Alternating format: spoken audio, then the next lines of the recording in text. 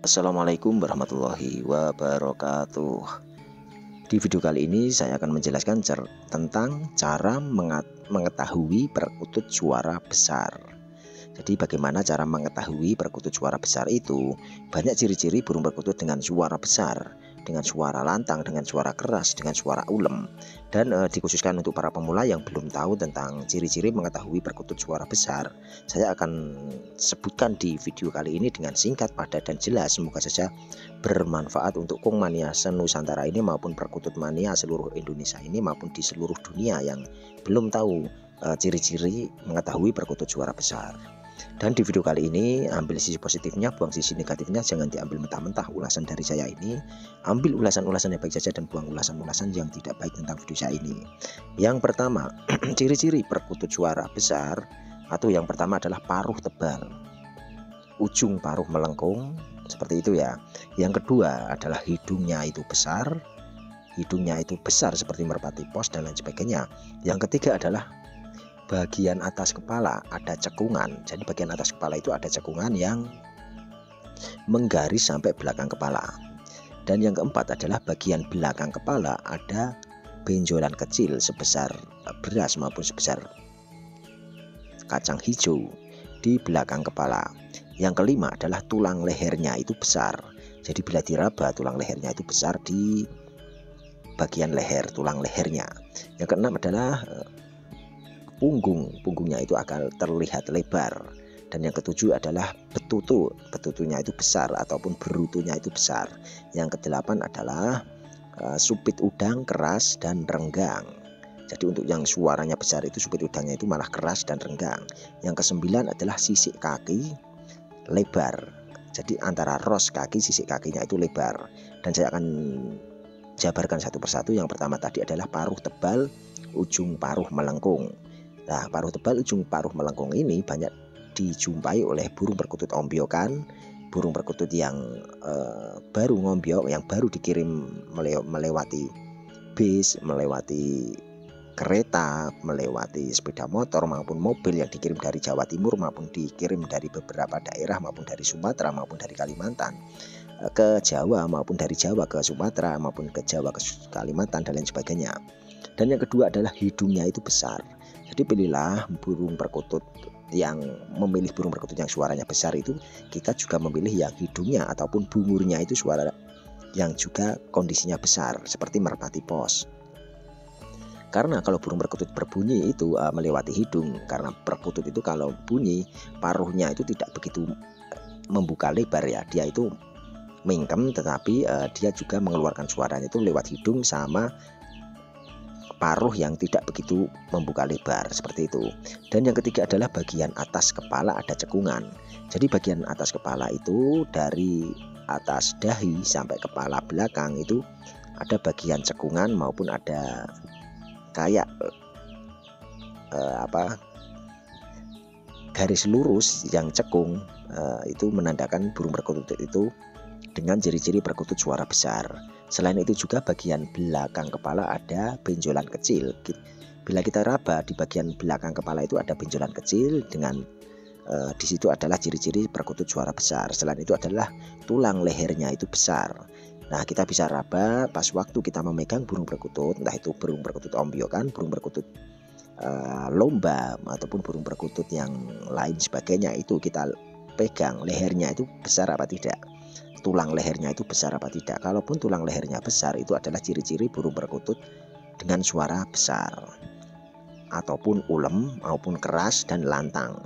Dan yang keenam adalah punggung perkutut itu terasa lebar. Jadi punggung antara sayap kiri maupun sayap kanan itu punggungnya itu terasa lebar, maupun bila kita amati, kita raba itu punggungnya terasa lebar dan kekar.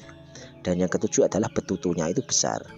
Betutu itu bagian berutu maupun bagian atas dubur itu ada betutu namanya. Betutunya bila kita pegang itu akan terasa besar, dan otomatis burung perkutut itu dengan suara yang besar, dengan gerakan yang besar, dia itu dengan power yang besar juga. Karena kalau burung perkutut itu menggerakkan ekor ataupun menggerakkan, pas bunyi kan otomatis menggerakkan ekor, otomatis bututunya juga ikut bergerak, dan itu adalah memompa ataupun mengayunkan ataupun membuat gerakan lantang tidaknya suara burung perkutut tersebut. Dan yang kedelapan adalah supit udang keras dan renggang. Otomatis kalaupun supit udang keras dan renggang, itu otomatis burung perkutut itu juga mempunyai power maksimal dengan suara yang besar, dengan mempunyai volume yang besar, dengan istilahnya suara yang ulem juga, seperti itu. Dan yang kesembilan adalah sisik kaki lebar dan tidak terlalu rengket ya. Jadi sisik kakinya antara ros 1 sama ros yang atasnya sama ros yang bawahnya itu lebar. Jadi seperti itu, bila mana kita mengombyok, entah itu kita ngombyok di Jawa Timur, Jawa Tengah, Jawa Barat maupun di Bali, di Kalimantan, Sumatera, itu kita harus tahu cara memilih burung perkutut suara besar. Dan kita harus perhatikan juga pas waktu kita memilihnya itu, kita membawa perjalanan, entah itu naik mobil, entah itu naik motor, entah itu naik bis, entah itu naik kereta, entah itu naik pesawat, itu kita membawanya itu harus hati-hati. Ataupun bila mana kita memaketkannya gitu, juga paketan-paketan yang terpercaya supaya burung perkutut itu tidak rusak, burung perkutut itu tidak macet di kemudian hari. Jadi kita membawa sepeda motor, di dalam perjalanan juga harus hati-hati membawanya.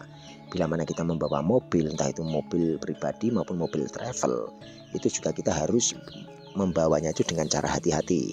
Selain itu kita juga bisa membawa paketan tersebut melewati kereta api, entah itu kereta api KI8, entah itu kereta api ekspres, eksekutif dan lain sebagainya, maupun kereta api ekonomi. Kita harus membawanya juga hati-hati, maupun pemesan ataupun pemesan juga puas dan lain sebagainya, maupun kita pesan kepada kurirnya untuk mengirim burung perkutut tersebut dengan secara hati-hati.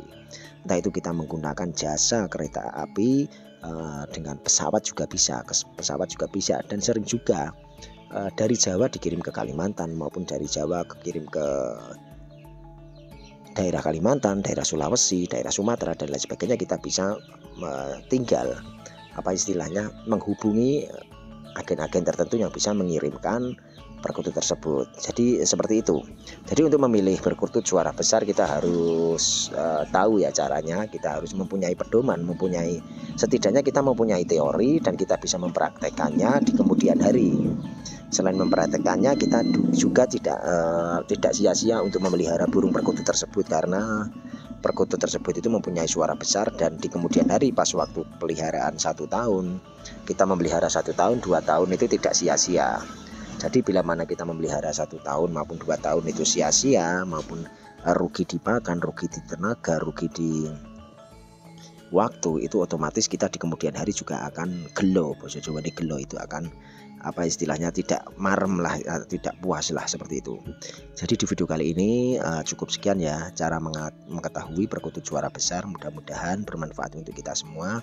Pokoknya ambil sisi positifnya, buang sisi negatifnya. Jangan diambil mentah-mentah ulasan dari saya ini. Ambil ulasan-ulasan yang baik saja dan buang ulasan-ulasan yang tidak baik tentang video saya ini. Pokoknya untuk dulur-dulur semua sehat selalu, banyak rezeki yang barokah yang berlimpah, diberi kesuksesan selalu di dunia maupun di akhirat. Akhir kata, salam rahayu, salam kumania, salam persahabatan, salam silaturahmi, salam bhinneka tunggal ika, salam kekeluargaan. Tak lupa pula saya ucapkan wabillahi taufiq wal hidayah. Wassalamualaikum warahmatullahi wabarakatuh.